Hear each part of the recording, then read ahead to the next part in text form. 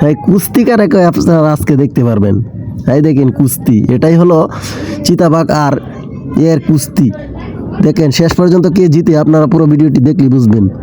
বাইরে ভিডিওটা দেখুন, সিংহ কিভাবে মহিষে লেঙ্গুরে ধরে রাখছিল, আর এই মহিষটার কত বুদ্ধি দেখেন, কিভাবে সিংহকে নিয়ে চলে গেল আর কুমিরে সিংহটাকে ধরে ফেললো। আর এদিকে দেখেন চিতাবাঘ কিভাবে ইয়ার সাথে কুমিরের সাথে যুদ্ধ লাগিয়ে ফেললো। তারপর দেখা যাক কি হয়, আপনারা ভিডিওটা দেখলেই বুঝতে পারবেন। এই ধরনের আরও অনেক ভিডিও আছে। এই যে এদিকে দেখুন জিরাফটাকে কিভাবে সিংহ ধরতে চাইছিল, আর জিরাফের লম্বা পাও দিয়ে কিভাবে তাকে ধরে ফেললো।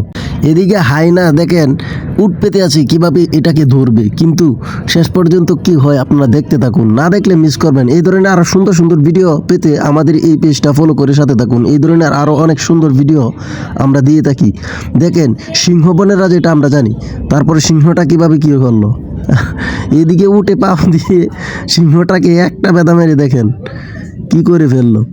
কিন্তু শেষ পর্যন্ত আপনারা পুরো ভিডিওটা দেখলেই বুঝতে পারবেন। আপনারা দেখতে থাকুন এই হায়নাটাকে কি করে ফেললো, বেদা মেরে একবার পানিতে ফালিয়ে দিল। তারপর ক্যাঙ্গারু আর চিতাবাঘ কিন্তু অনেক শক্তিশালী একটা প্রাণী, তারপরও ক্যাঙ্গারুর সাথে কিন্তু সে পারলো না।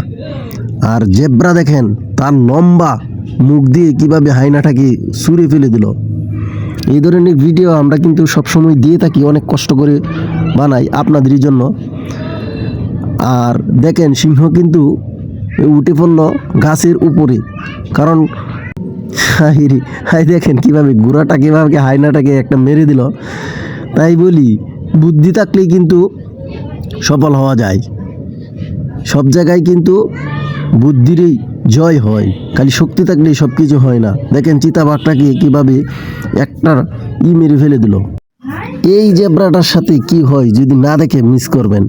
দেখেন এই জেব্রাটা কি করলো, এই ডিমগুলি হায়না খাইতে চাইছিল কিন্তু শেষ পর্যন্ত তা পারে নাই। দেখুন একবারে গাছে নিয়ে বাজায় দিছে।